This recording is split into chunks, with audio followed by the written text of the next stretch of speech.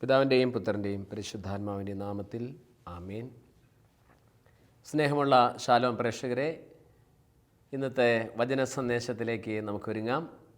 നമ്മുടെ കാതും മനസ്സും കർത്താവിൻ്റെ തിരുവചനത്തിന് വേണ്ടി നമുക്ക് തുറന്നു കൊടുക്കാം. യേശു ക്രിസ്തു തിരുവചനത്തിൽ മത്തായിയുടെ സുവിശേഷത്തിൽ 11-ാമത്തെ അധ്യായത്തിൻ്റെ 28 മുതലുള്ള വാക്യങ്ങളിൽ ഇപ്രകാരം പറഞ്ഞു വെച്ചു: അധ്വാനിക്കുന്നവരും ഭാരം വഹിക്കുന്നവരുമായ നിങ്ങളെല്ലാവരും എൻ്റെ അടുക്കൽ വരുവിൻ, ഞാൻ നിങ്ങളെ ആശ്വസിപ്പിക്കാം. നമുക്കെല്ലാവർക്കും മനഃപ്പാഠമായിട്ടുള്ള ഒരു തിരുവചന ഭാഗമാണിത്. യേശു എല്ലാവരെയും തൻ്റെ അടുക്കിലേക്ക് വിളിക്കുന്നു, യേശുവിൻ്റെ ചാരത്തേക്ക് വിളിക്കുന്നു. എന്നിട്ട് പറയുന്നു, ഞാൻ നിങ്ങളെ ആശ്വസിപ്പിക്കാം. I will give you rest. ഞാൻ നിങ്ങൾക്ക് വിശ്രമം തരാം, എൻ്റെ അടുക്കിലേക്ക് വരൂ എന്നാണ് കർത്താവ് പറയുന്നത്. എന്നാൽ പഴയ നിയമത്തിൽ ദൈവമായ കർത്താവ് സീനായി മലയിൽ പ്രത്യക്ഷപ്പെട്ടപ്പോൾ അവിടെ അഗ്നിയുണ്ടായി, പൊടിപടലങ്ങളുണ്ടായി, ആ മല വിറയ്ക്കുന്ന അനുഭവമുണ്ടായി. ആ മലയുടെ അടുക്കിലേക്ക് പോകുന്ന മൃഗത്തെ വരെ കല്ലെറിയണമെന്നാണ് മോശ കൽപ്പിച്ചിരുന്നത്. പഴയ നിയമത്തിൽ ദൈവം ഇറങ്ങി വന്നപ്പോൾ എല്ലാവർക്കും ഭയമായിരുന്നു, എല്ലാവരും അകന്നുമാറി. അല്ലെങ്കിൽ ദൈവത്തിൻ്റെ തിരുവചനം തന്നെ പറയുന്നു, മലയിൽ പ്രവേശിക്കുന്നത് മൃഗമാണെങ്കിലും അതിനെ കല്ലെറിയണം. എന്നാൽ പുതിയ നിയമത്തിൽ നമ്മൾ കാണുന്നു, അതേ ദൈവം ഇതാ നമ്മുടെ കർത്താവ് അവതരിച്ച് പലസ്തീനായിൽ വന്നപ്പോൾ നമ്മുടെ കർത്താവ് പറയുന്നു, എല്ലാവരും എൻ്റെ അടുക്കിലേക്ക് വരും. തൻ്റെ അരികിലേക്ക്, തൻ്റെ ഏറ്റവും അടുക്കിലേക്ക് വിളിക്കുന്നു, അവരെ ആശ്വസിപ്പിക്കാൻ വിളിക്കുന്നു. എന്താണ് അങ്ങനെ സംഭവിച്ചത്? പഴയ നിയമത്തിൽ മൃഗങ്ങൾ പോലും അടുത്ത് വരരുതെന്ന് പറയുമ്പോൾ പുതിയ നിയമത്തിലെ ദൈവം, പുതിയ നിയമത്തിൽ വെളിപ്പെടുന്ന ദൈവം നമ്മളെ ചാരത്തേക്ക് വിളിക്കുന്നു. ഇത് മനസ്സിലാക്കണമെങ്കിൽ ദൈവവചനത്തിൽ നമുക്ക് കുറച്ചും കൂടി ഹെബ്രായ ലേഖനത്തിലെ ഒരു വാക്യത്തിലേക്ക് പോകണം. ഹെബ്രായർക്കുള്ള ലേഖനത്തിൽ 10-ാമത്തെ അധ്യായത്തിൻ്റെ 19 മുതലുള്ള വാക്യത്തിൽ നാം വായിക്കുന്നു: എൻ്റെ സഹോദരരെ, യേശുവിൻ്റെ രക്തം മൂലം വിശുദ്ധ സ്ഥലത്തേക്ക് പ്രവേശിക്കുവാൻ നമുക്ക് മനോധൈര്യം ലഭിക്കുന്നു. യേശുവിൻ്റെ രക്തം മൂലം വിശുദ്ധ സ്ഥലത്തേക്ക് പ്രവേശിക്കുവാൻ നമുക്ക് മനോധൈര്യം ലഭിക്കുന്നു. എന്നിട്ട് എഴുതി വച്ചിരിക്കുന്നു, തൻ്റെ ശരീരമാകുന്ന വിരിയിലൂടെ അവൻ നവീനവും സജീവമായ ഒരു പാത തുറന്നു തന്നിരിക്കുന്നു. എന്താണ് ഈ വാക്യം നമ്മളെ ഉദ്ബോധിപ്പിക്കുന്നത്? പഴയ നിയമത്തിലെ ദേവാലയത്തിന് 3 ഭാഗങ്ങളായിട്ട് അത് തിരിച്ചിട്ടുണ്ട്. സമാഗമന കൂടാരമൊക്കെ മനസ്സിലാക്കാൻ ശ്രമിക്കുന്നുവെങ്കിൽ അതിന് ഒരു പ്രാകാരം അഥവാ മുറ്റം എന്ന് പറയുന്നൊരു ഭാഗമുണ്ട്. പിന്നീട് വിശുദ്ധ സ്ഥലം എന്നൊരു ഭാഗമുണ്ട്. പിന്നെ അതിവിശുദ്ധ സ്ഥലം അഥവാ മോസ്റ്റ് ഹോളി പ്ലേസ് എന്ന് പറയുന്നൊരു ഭാഗമുണ്ട്. ഒരു മുറിയെ 2 തിരിച്ചായിട്ട് മനസ്സിലാക്കുക. അതിൻ്റെ ഒരു ഭാഗം അതിവിശുദ്ധ സ്ഥലവും ഒരു ഭാഗം വിശുദ്ധ സ്ഥലവും. എന്നാൽ അതിന് ഒരു മുറ്റമുണ്ട്, ഒരു എൻട്രൻസ്, ഒരു കവാടവുമുണ്ട്. ഈ അതിപരിശുദ്ധ സ്ഥലത്തേക്ക്, ഏറ്റവും പരിശുദ്ധമായ സന്നിധിയിലേക്ക് ആർക്കും പ്രവേശിക്കാൻ സാധ്യമല്ല, മഹാപുരോഹിതന് ഒഴികെ. മഹാപുരോഹിതൻ അതും ആണ്ടിൽ ഒരിക്കൽ മാത്രം, അത് മൃഗത്തിൻ്റെ രക്തമായി, ആടിൻ്റെ രക്തമായി ഈ അതിവിശുദ്ധ സ്ഥലത്തേക്ക് പോകുന്നു. ആ വിശുദ്ധ സ്ഥലവും തമ്മിൽ മറച്ചൊരു കർട്ടനുണ്ട്, ഒരു കട്ടിയുള്ള തുണി, ഒരു കട്ടിയുള്ള 2.5 ഇഞ്ച് മുതൽ ഒരു 3-4 ഇഞ്ച് വരെയൊക്കെ കനമുള്ള ഒരു വലിയ കർട്ടൻ അവിടെ കിടപ്പുണ്ട്. ആ കർട്ടൻ്റെ അപ്പുറത്തേക്ക് അതാണ് വിശുദ്ധ സ്ഥലം, അതിവിശുദ്ധ സ്ഥലം, മോസ്റ്റ് ഹോളി പ്ലേസ്. അപ്പോൾ ഹോളി പ്ലേസിനും മോസ്റ്റ് ഹോളി പ്ലേസിനും ഇടയ്ക്ക് ഒരു വലിയ കർട്ടൻ കിടപ്പുണ്ട്. അത് മനസ്സിൽ കണ്ടിട്ടാണ് ഈ ലേഖനകർത്താവ് എഴുതിയിരിക്കുന്നത്. ഈ കർട്ടൻ, പ്രിയപ്പെട്ടവരെ, എന്തു പറ്റിയെന്നറിയാമോ? യേശു ക്രിസ്തു ക്രൂശിൽ മരിച്ചപ്പോൾ ഈ കർട്ടൻ മുകൾ മുതൽ താഴെ വരെ കീറിപ്പോയി, 2 ഭാഗത്തേക്കും കീറിപ്പോയി. ബൈബിൾ പണ്ഡിതന്മാർ പറയുന്നത് ഈ കർട്ടൻ ഒരു കുതിരയെ അങ്ങോട്ട് തിരിച്ചു നിർത്തി, ഒരു കുതിരയെ ഇങ്ങോട്ട് തിരിച്ചു നിർത്തി. ആ കർട്ടൻ ഈ കുതിരയുടെ ദേഹത്ത് കെട്ടി അങ്ങോട്ടും ഇങ്ങോട്ടും വലിച്ചാലും ആ കർട്ടൻ കീറില്ല. എത്ര ശക്തിയുള്ള ആ കർട്ടൻ! നമ്മുടെ കർത്താവ് കാൽവരിയിൽ അവൻ്റെ ശരീരം കീറി മുറിഞ്ഞപ്പോൾ ഈ കർട്ടൻ അതേ സമയത്ത് തന്നെ കീറിപ്പോയി. ദേവാലയത്തിലെ തിരശ്ശീല കീറിപ്പോയി എന്ന് പറയുന്നത് ഇതാണ് സംഭവം. എന്താ അപ്പോൾ അവിടെ നടന്നത്? ഒന്നുകൂടെ വായിക്കാം, ശ്രദ്ധിക്കണമേ. എൻ്റെ സഹോദരരെ, യേശുവിൻ്റെ രക്തം മൂലം വിശുദ്ധ സ്ഥലത്തേക്ക് പ്രവേശിക്കാൻ നമുക്ക് മനോധൈര്യമുണ്ട്. എന്തെന്നാൽ തൻ്റെ ശരീരമാകുന്ന വിരിയിലൂടെ അവൻ നമുക്കായി നവീനവും സജീവവുമായൊരു പാത തുറന്നു തന്നിരിക്കുന്നു. യേശുവിൻ്റെ ശരീരത്തിൻ്റെ ഒരു നിഴലായിരുന്നു ആ കർട്ടൻ. യേശുവിൻ്റെ ശരീരത്തെ സൂചിപ്പിക്കുന്ന ഒരു പ്രതീകമായിരുന്നു കർട്ടൻ. അതുകൊണ്ടാണ് യേശുവിൻ്റെ ശരീരം ക്രൂശിൽ കീറിമുറിഞ്ഞപ്പോൾ, പടയാളികളാൽ കുത്തപ്പെട്ട് കീറിമുറിഞ്ഞപ്പോൾ, ഉഴവുചാലുകൾ പോലെ അവൻ്റെ ശരീരം ഉഴുതുമറിച്ചപ്പോൾ, കാരിരുമ്പാണികളാൽ അവൻ്റെ കരചരണങ്ങൾ ബന്ധിക്കപ്പെട്ടപ്പോൾ, മുൾക്കിരീടം തറയ്ക്കപ്പെട്ടപ്പോൾ, ഉള്ളംകാലം മുതൽ ഉച്ചവരെ ചതവുകളായപ്പോൾ, മുറിവുകളായപ്പോൾ, ആ കർട്ടനും അതേസമയത്ത് യേശുവിൻ്റെ മരണസമയത്ത് കീറിപ്പോയി. പ്രിയപ്പെട്ടവരെ, ഒന്ന് ധ്യാനിച്ചു നോക്കൂ. ഇപ്പോൾ അതിവിശുദ്ധ സ്ഥലത്തേക്ക്, വിശുദ്ധ സ്ഥലത്ത് നിന്നാൽ കാണാൻ പറ്റും, അതിവിശുദ്ധ സ്ഥലത്തിരിക്കുന്ന വാഗ്ദാന പെട്ടകം കാണാൻ പറ്റും, അവിടുത്തെ ഷെഖീന, ദൈവത്തിൻ്റെ തേജസ് കാണാൻ പറ്റും. ഇപ്പോൾ കർട്ടൻ കീറി, അഥവാ തൻ്റെ ശരീരം കീറി. ദൈവക്രോധം യേശു ഏറ്റെടുത്തു. അതുകൊണ്ട് പുതിയ നിയമത്തിൽ വെളിപ്പെട്ട ദൈവം പറയുന്നു, എൻ്റെ അടുക്കിലേക്ക് വരൂ, ഈ അതിവിശുദ്ധ സ്ഥലത്തേക്ക് വരൂ, എൻ്റെ പക്കലേക്ക് നിങ്ങൾക്ക് വരാം. അതെ, പഴയ നിയമത്തിൽ എന്തുകൊണ്ട് അങ്ങനെ കയറ്റിയില്ല? മനുഷ്യൻ്റെ പാപം നിലനിൽക്കുന്നു. യേശുവിൻ്റെ ക്രൂശ് മരണം നടന്നിട്ടില്ല, ദൈവക്രോധം മാറിപ്പോയിട്ടില്ല, ആ കർട്ടൻ കീറിയിട്ടില്ല. അത് സെപ്പറേഷൻ നടക്കുകയാണ് അവിടെ. ഇന്നിതാ കർട്ടൻ കീറിപ്പോയി. അതുകൊണ്ട് കർത്താവ് പറയുന്നു, തൻ്റെ ശരീരം കീറിപ്പറഞ്ഞു, കാൽവരിയിൽ യാഗമായി. അതുകൊണ്ട് യേശു പറയുന്നു, നിങ്ങളെല്ലാവരും എൻ്റെ അടുക്കൽ വരുവിൻ. എൻ്റെ അടുക്കലേക്ക്, യേശു തൻ്റെ അടുക്കലേക്കാണ് എല്ലാവരെയും വിളിക്കുന്നത്. ശ്രദ്ധിക്കണമേ, യേശുവിനെ ഉദരത്തിൽ വഹിച്ച പരിശുദ്ധമ്മ, ഏറ്റവും അനുഗ്രഹീതയായ അമ്മ, ആ അമ്മയുടെ വയറ്റിലല്ലേ യേശു ആയിരുന്നത് 10 മാസക്കാലത്തോളം? ആ മകനെയല്ലേ ഉദരത്തിൽ വഹിച്ച് പാലൂട്ടിയത്, വളർത്തിക്കൊണ്ടുവന്നത്? ദൈവപുത്രനെ. ആ അമ്മ പറയുന്നു, കാനായിലെ വിവാഹ വീട്ടിൽ അമ്മ പറഞ്ഞു, അവൻ പറയുന്നത് ചെയ്യുവിൻ. Do what he says. അവൻ പറയുന്നത് ചെയ്യുവിൻ. അമ്മ ചൂണ്ടിക്കാണിക്കുന്നു തൻ്റെ പ്രിയപുത്രനെ, അവൻ്റെ അടുക്കലേക്ക് വിടുന്നു. അവൻ പറയുന്നത് ചെയ്യുവിൻ എന്ന് പറയുന്നു. യേശുവിന് വഴിയൊരുക്കാൻ വന്ന സ്നാപയോഹന്നാൻ എന്താണ് പറഞ്ഞത്? സ്നാപയോഹന്നാൻ്റെ പുറകെ ആളുകൾ വരുമ്പോൾ സ്നാപയോഹന്നാൻ എന്താണ് പറഞ്ഞത്? ഞാൻ നിങ്ങൾ ഉദ്ദേശിക്കുന്ന ആളല്ല, പിന്നെയോ എൻ്റെ പിന്നാലെ ഒരുത്തൻ വരുന്നുണ്ട്, അവൻ്റെ ചെരുപ്പിൻ്റെ വാറഴിക്കാൻ പോലും ഞാൻ യോഗ്യനല്ല. എന്താ യോഹന്നാൻ പറഞ്ഞതിൻ്റെ അർത്ഥം? എൻ്റെ പുറകെയല്ല വരേണ്ടത് എന്നിലും പുറകെ ഒരുത്തൻ വരുന്നുണ്ട്, ക്രിസ്തു. അവനെ ചൂണ്ടിക്കാണിച്ചു. അപ്പോൾ യേശുവിൻ്റെ അമ്മ യേശുവിനെ ചൂണ്ടിക്കാണിച്ചു. യേശുവിന് വഴിയൊരുക്കാൻ വന്ന സ്നാപയോഹന്നാൻ യേശുവിനെ ചൂണ്ടിക്കാണിച്ചു. നോക്കുക, വീണ്ടും തിരുവചനത്തിൽ യേശു ക്രിസ്തുവിൻ്റെ അപ്പോസ്തലന്മാരെല്ലാവരും ആരെക്കുറിച്ചാണ് പ്രസംഗിച്ചത്? പത്രോസ് ലീഹായെക്കുറിച്ച് പ്രസംഗിച്ചു. യോഹന്നാൻ സ്ലീഹായെക്കുറിച്ച് പ്രസംഗിച്ചു. അവരൊക്കെ പ്രസംഗിച്ചതും അവരൊക്കെ ചൂണ്ടിക്കാണിച്ചതും യേശുവിനെയാണ്. മറ്റൊരുത്തിനും രക്ഷയില്ല എന്ന് പറഞ്ഞ് യേശുവിനെ ചൂണ്ടിക്കാണിച്ചു. അവൻ്റെ പുറകെ അവനെയാണ് ചൂണ്ടിക്കാണിച്ചത്. അവൻ്റെ പക്കലേക്ക് പോകാൻ പറഞ്ഞു. യേശു ക്രിസ്തു മാമോദീസ സ്വീകരിച്ച അവസരത്തിൽ യേശു ക്രിസ്തു യോർദാൻ നദിയിൽ ഇറങ്ങി അവൻ പൊങ്ങിയപ്പോൾ പരിശുദ്ധാത്മാവ് പ്രാവിൻ്റെ രൂപത്തിൽ ഇറങ്ങി വന്നു. മാത്രമല്ല, സ്വർഗത്തിൽ നിന്നൊരു സ്വരം, എന്താണ്? ഇവൻ എൻ്റെ പ്രിയപുത്രൻ, ഇവനാണ് ചെവി കൊടുക്കേണ്ടത്. സ്വർഗത്തിലെ പിതാവ് പറയുന്നു, ഇവന് ചെവി കൊടുക്കൂ. പ്രിയമുള്ളവരെ, നോക്കൂ, പരിശുദ്ധ മാതാവ് പറഞ്ഞു, അവൻ പറഞ്ഞു ചെവി. സ്നാപകൻ പറഞ്ഞു, ഞാനല്ല ആള്, എൻ്റെ പുറകെ വരുന്നവനാണ്, അങ്ങോട്ട് പോകുമെന്ന് പറഞ്ഞു. കർത്താവിൻ്റെ അപ്പോസ്തലന്മാർ പറഞ്ഞു, യേശുവിനെ ചൂണ്ടിക്കാണിച്ചു. തീർന്നില്ല. യേശുവിൻ്റെ മാമോദീസായിൽ പിതാവായ ദൈവം പറഞ്ഞു, ഇവനാണ് പ്രിയപുത്രൻ, ഇവനാണ് ചെവി കൊടുക്കേണ്ടത് പറഞ്ഞു. എല്ലാം പോകട്ടെ പ്രിയമുള്ളവരെ, പിശാചിനെ പുറത്താക്കാൻ സമയത്ത്, പിശാച് ബാധയിൽ നിന്ന് പിശാചിനെ ഒഴിപ്പിക്കാൻ നേരത്ത് പിശാച് പറഞ്ഞ വാക്ക് ശ്രദ്ധിച്ചു. മഹോന്നതനായ ദൈവത്തിൻ്റെ പുത്ര, യേശുവിനെ വിളിച്ചാണ്. മഹോന്നതനായ ദൈവത്തിൻ്റെ പുത്ര, നീ എന്തിന് സമയമാകുന്നതിന് മുമ്പ് ഞങ്ങളെ പീഡിപ്പിക്കുന്നേ? പിശാച് പോലും അവനെ വിളിച്ചത് മഹോന്നതനായ ദൈവപുത്ര. എല്ലാവരും അവനെ ചൂണ്ടിക്കാണിക്കുന്നു. പിതാവായ ദൈവം, പരിശുദ്ധ മാതാവ്, സ്നാപയോഹന്നാൻ, അപ്പോസ്തലന്മാർ, മാത്രമല്ല പഴയ നിയമത്തിലെ സമസ്ത പ്രവാചകന്മാരും ഒരാളെ ചൂണ്ടിക്കാണിക്കുന്നു. ആ മഹാനായിട്ടുള്ള, ആ മഹത് വ്യക്തിയായിട്ടുള്ള, ദൈവപുത്രനായിട്ടുള്ള, തേജസ്സിൻ്റെ പുത്രനായിട്ടുള്ള ആ പുത്രൻ ഈ ഭൂമിയിൽ അവതരിച്ചു. ആ പുത്രൻ നമ്മോട് പറയുന്നു, എൻ്റെ അടുക്കിലേക്ക് വരൂ, യേശുവിൻ്റെ അടുക്കിലേക്ക് വരൂ.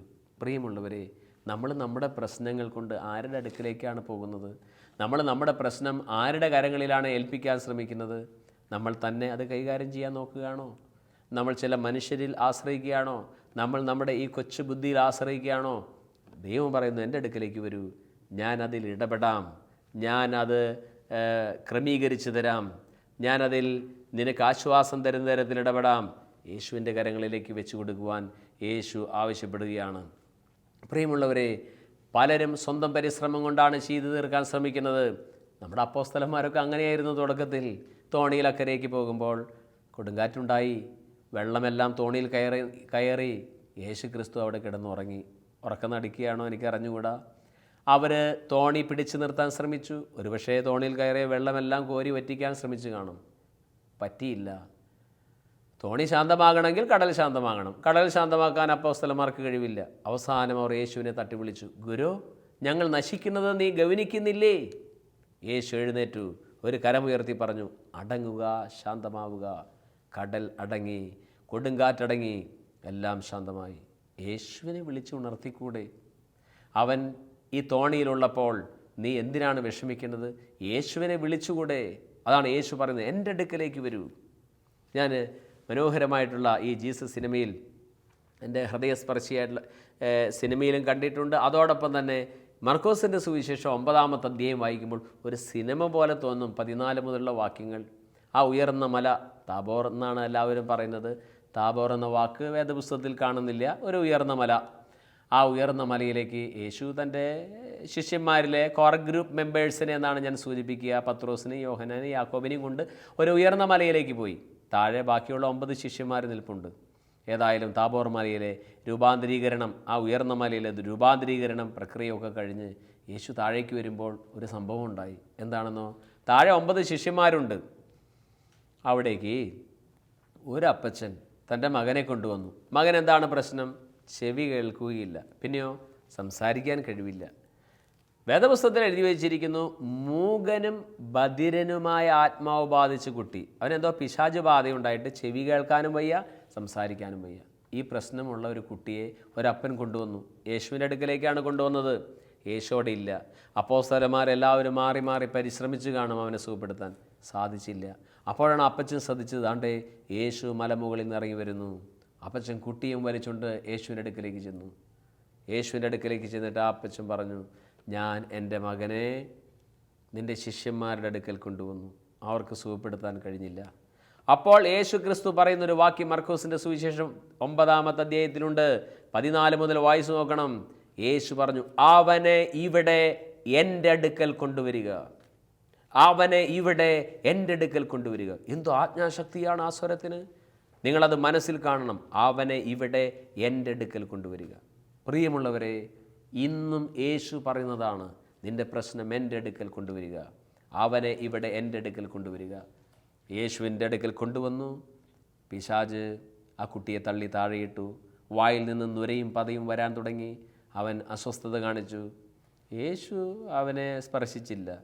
യേശു ഒരു വിദഗ്ധനായ ഒരു കൗൺസിലറെ പോലെ ഇടപെടുന്നു. ആ കുട്ടിയുടെ അപ്പച്ചനോട് ചോദിക്കുന്നു, എത്ര നാളായി ഈ അസുഖം തുടങ്ങിയിട്ട്? അപ്പച്ചൻ പറഞ്ഞു, ശൈശവം മുതൽ ഇവനെ പിശാച് തീയിലും വെള്ളത്തിലും തള്ളിയിട്ടിട്ടുണ്ട്.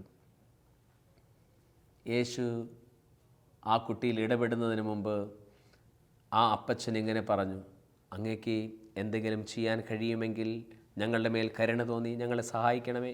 നിനക്കെന്തെങ്കിലും ചെയ്യാൻ കഴിയുമെങ്കിൽ കരുണ തോന്നി ഞങ്ങളെ സഹായിക്കണമേ. യേശു അപ്പച്ചൻ്റെ അടുക്കിലേക്ക് തിരിഞ്ഞു. യേശുവിന് മനസ്സിലായി, കുട്ടിക്കല്ല അസുഖം, അപ്പനാണ് അസുഖം. എന്താണ് അപ്പൻ അസുഖം? അപ്പൻ്റെ അസുഖമാണ് അവിശ്വാസം. നിനക്ക് എന്തെങ്കിലും ചെയ്യാൻ കഴിയുമെങ്കിൽ കരുണ തോന്നി എന്നെ സഹായിക്കണമേ. യേശു അവൻ്റെ മുഖത്തേക്ക് നോക്കി ചോദിച്ചു, കഴിയുമെങ്കിൽ എന്നോ? അപ്പോൾ അപ്പച്ചൻ പറഞ്ഞു, കുട്ടിയുടെ പപ്പ പറഞ്ഞു, ഞാൻ വിശ്വസിക്കുന്നു, എൻ്റെ അവിശ്വാസം പരിഹരിച്ച് എന്നെ സഹായിക്കണമേ. അപ്പോൾ യേശു കുട്ടിയുടെ പക്കലേക്ക് തിരിഞ്ഞു. എന്നിട്ട് പറഞ്ഞു, മൂകനും ബധിരനുമായ ആത്മാവേ, അവന് പുറത്തു പോവുക. പിന്നെ ഒരു വിലക്കും കൂടി. എന്താണ്? ഇനി ഒരിക്കലും അവനിൽ പ്രവേശിക്കരുത്. കുട്ടി താഴെ വീണു. കുട്ടി നുരയും പതയും വായിൽ നിന്ന് വരാൻ തുടങ്ങി. കുട്ടി അനങ്ങാതെയായി. കണ്ടുനിന്ന ആളുകൾ പറഞ്ഞു, കുട്ടി മരിച്ചു. നാടൻ ഭാഷയിൽ പറയും, കുളിപ്പിച്ച് കൊച്ചില്ലാണ്ടായി. പക്ഷേ കുട്ടിയെ യേശു കൈക്ക് പിടിച്ച് എഴുന്നേൽപ്പിച്ച് പപ്പാക്കി കൊടുത്തു. എന്ത് മനോഹരമായ അനുഭവം! യേശു പറഞ്ഞ വാക്കാണ് എനിക്ക് ഏറ്റവും ഹൃദയസ്പർശിയായി തോന്നിയത്, അവനെ ഇവിടെ എൻ്റെ അടുക്കൽ കൊണ്ടുവരിക. പ്രിയമുള്ളവരെ, നമുക്ക് വേണ്ടി ആ ദേവാലയത്തിലെ കർട്ടൻ കീറിപ്പോയില്ലേ? അത് വെറും ഒരു കർട്ടനല്ലായിരുന്നു. യേശുവിൻ്റെ ശരീരത്തെ സൂചിപ്പിക്കുന്നതാണ്. വിശുദ്ധ സ്ഥലവും അതിവിശുദ്ധ സ്ഥലവും തമ്മിൽ മറയ്ക്കുന്ന കർട്ടനാണ്. അതെ, സ്വർഗവും ഭൂമിയും തമ്മിൽ മറയ്ക്കുന്ന ആ കർട്ടൻ കീറിപ്പോയി തൻ്റെ ക്രൂശിലെ യാഗം വഴി ഇനിയും തുറന്നു കിടക്കുകയാണ്. അതുകൊണ്ട് നിനക്ക് എപ്പോൾ കൃപ വേണം, നിനക്ക് എപ്പോൾ അനുഗ്രഹം വേണം. കൃപയും അനുഗ്രഹവും വേണ്ട സമയത്ത് കൃപാവരം പ്രാപിക്കുന്നതിന് വേണ്ടി ആ അതിവിശുദ്ധ സ്ഥലം വരെ നിനക്ക് കയറാം. മനസ്സുകൊണ്ടേ നിനക്ക് അങ്ങോട്ട് കയറി ചെല്ലാം, അവൻ്റെ അടുക്കലേക്ക് കയറി ചെല്ലാം. അവൻ്റെ അടുക്കലേക്ക് ചെല്ലുന്നതാണ് അവൻ്റെ അനുഗ്രഹം. നീ അകന്ന് നിൽക്കുകയല്ല. നിൻ്റെ ആവശ്യം വേറൊരാളോടല്ല പോയി പറയണ്ടേ, നിൻ്റെ കൂട്ടുകാരനോട് എനിക്ക് വേണ്ടി പ്രാർത്ഥിക്കണമേ, നിനക്ക് പ്രാർത്ഥിച്ചുകൂടെ? നിനക്ക് നിൻ്റെ കർത്താവിൻ്റെ അടുക്കൽ വന്നുകൂടെ? കർത്താവ് നിന്നെ വിളിക്കുന്നു, എൻ്റെ അടുക്കലേക്ക് വരൂ. സുവിശേഷം അതാണ് പറയുന്നത്. സുവിശേഷത്തിൽ തെളിഞ്ഞു നിൽക്കുന്ന കർത്താവ് മനുഷ്യകുലത്തോട് പറയുന്നു, എൻ്റെ അടുക്കലേക്ക് വരുവിൻ. ഇത് കേൾക്കുന്ന അക്രൈസ്തവരായിട്ടുള്ള ആരെങ്കിലും ഉണ്ടെങ്കിൽ, ക്രിസ്ത്യാനികളുടെ ദൈവമല്ല യേശു, എല്ലാവരുടേതുമാണ്. നിനക്കും അവൻ്റെ അടുക്കലേക്ക് പോകാം. അവൻ ജനിച്ചപ്പോൾ വേദപുസ്തകം പറയുന്നു, ഇതാ സകല ജനത്തിന് വേണ്ടിയുള്ള വലിയ സന്തോഷത്തിൻ്റെ സദ്വാർത്ത ഞാൻ നിങ്ങളെ അറിയിക്കുന്നു. നിങ്ങൾക്കായ ഒരു രക്ഷകൻ ദാവീദിൻ്റെ പട്ടണത്തിൽ കർത്താവായി ക്രിസ്തു ജനിച്ചിരിക്കുന്നു. ലൂക്കാ 2:10. സകല ജനത്തിനും വേണ്ടി, ക്രിസ്ത്യാനികൾക്ക് മാത്രമല്ല, എല്ലാ മതവിഭാഗത്തിലുള്ള മനുഷ്യവർഗത്തിന് വേണ്ടിയിട്ടാണ് അവൻ ജനിച്ചത്. മാത്രമല്ല, അവൻ മരിച്ചപ്പോൾ വേദപുസ്തകം എഴുതി വെച്ചു. യോഹന്നാൻ്റെ 1-ാം ലേഖനം 2-ാമത്തെ അധ്യായത്തിൽ നാം കാണുന്നു, അവൻ നമ്മുടെ പാപപരിഹാര ബലിയാണ്. നമ്മുടെ മാത്രമല്ല, ലോകം മുഴുവൻ്റെയും. അവൻ ജനിച്ചത് എല്ലാവർക്കും വേണ്ടി, അവൻ മരിച്ചത് എല്ലാവർക്കും വേണ്ടി, അവൻ ഉദ്ധാനം ചെയ്തതും എല്ലാവർക്കും വേണ്ടി. അതുകൊണ്ട് പ്രിയപ്പെട്ടവരെ, എല്ലാവരുടെയും ദൈവമാണവൻ. അവൻ്റെ ആലയത്തെക്കുറിച്ച് അവൻ തന്നെ പറഞ്ഞു. എന്താണ് പറഞ്ഞത്? യേശു തമ്പുരാൻ, നമ്മുടെ പ്രിയൻ എന്താണ് പറഞ്ഞത്? എൻ്റെ ആലയം എല്ലാ ജനതകൾക്കുമുള്ള പ്രാർത്ഥനാലയം എന്ന് വിളിക്കപ്പെടും. എല്ലാവർക്കും വരാം, എല്ലാവരെയും കർത്താവ് വിളിക്കുന്നു. ഒരു മതം സ്ഥാപിക്കാനല്ല, പിന്നെയോ യേശു ക്രിസ്തു എന്ന ആ പുണ്യ വ്യക്തിത്വത്തെ, ദൈവപുത്രനെ സ്വീകരിച്ച് ജീവിക്കുവാൻ വേണ്ടി. ആ ദൈവപുത്രനെ സ്വീകരിക്കുമ്പോൾ, ആ ദൈവപുത്രനിൽ നമ്മൾ ശ്രദ്ധ കേന്ദ്രീകരിച്ച് ജീവിക്കുമ്പോൾ, അപ്പോഴാണ് പ്രിയപ്പെട്ടവരെ ശരിയായ ആശ്വാസം നമുക്കുണ്ടാവുക, ശരിയായ സമാധാനമുണ്ടാവുക. എന്നെ കേൾക്കുന്ന പലരും ഒരുപക്ഷെ ശരിയായ സമാധാനം അനുഭവിച്ചിട്ടുണ്ടോ? പണമുണ്ട്, വീടുണ്ട്, ഭാര്യയുണ്ട്, ഭർത്താവുണ്ട്, മക്കളുണ്ട്, എല്ലാവരും ഉണ്ട്. ശരിയായ സമാധാനം എന്ന് പറയുന്നത്, പ്രിയമുള്ളവരെ, പ്രശ്നങ്ങൾ മാറുന്നതല്ല. ധാരാളം ആളുകളുടെ ചിന്ത, പ്രശ്നങ്ങൾ മാറിയാൽ സമാധാനമായി. ഒരു പ്രശ്നം മാറിയാൽ അടുത്ത പ്രശ്നം ഉടനെ വരും, അത് മാറിയാൽ അതിനേക്കാൾ വലുത് വരും. പ്രശ്നങ്ങൾ മാറുന്നതല്ല സമാധാനം. പിന്നെയോ യേശു എനിക്കുണ്ടല്ലോ എന്നുള്ളതാണ് സമാധാനം. അതുകൊണ്ട് ആ യേശു വിളിക്കുന്നു, ആ യേശുവിൻ്റെ ചാരത്തേക്ക്. നിൻ്റെ പ്രശ്നങ്ങളോടുകൂടെ നിന്നെ സ്വീകരിക്കുവാൻ, നിൻ്റെ പാപത്തോടുകൂടെ തന്നെ നീ ഇങ്ങോട്ട് പോരെ. നിൻ്റെ എന്താണ് വിഷമതകൾ, ആ വിഷമതകളോടുകൂടി പോരെ. ഒരുപക്ഷെ രഹസ്യങ്ങളായിട്ടുള്ള ചില തിന്മകളായിരിക്കാം, നീ കണ്ണീരൊഴുക്കുന്നതായിരിക്കാം. പ്രയാസപ്പെടേണ്ട, യേശുവിൻ്റെ മുമ്പിൽ നീ സ്വീകരിക്കപ്പെടും. യേശു അതിനാണ് ഇവിടേക്ക് വന്നത്. അതിനാണ് അവൻ ആ കർട്ടൻ കീറിയത്, തൻ്റെ ശരീരം കീറി മുറിക്കപ്പെട്ടത്. എന്തിനാണെന്ന് നീ അവൻ്റെ കാതുകളിലൊന്ന് ചോദിക്കണം. യേശുവേ, നീ എന്തിനാണ് ഇത്രയും പാട്ടുപീടുകൾ സഹിച്ചത്? അവൻ്റെ കാതുകളിലൊന്ന് ചോദിച്ചാൽ യേശു പറയും, മകനെ, നിനക്ക് വേണ്ടിയാണ്, മകളെ, നിനക്ക് വേണ്ടിയിട്ടാണ്. അപ്പോൾ നീ ചോദിക്കും, 2000 വർഷം മുമ്പ് എവിടെയോ ജനിച്ചു മരിച്ചവൻ എങ്ങനെയാണ് എൻ്റെ രക്ഷകനാവുക?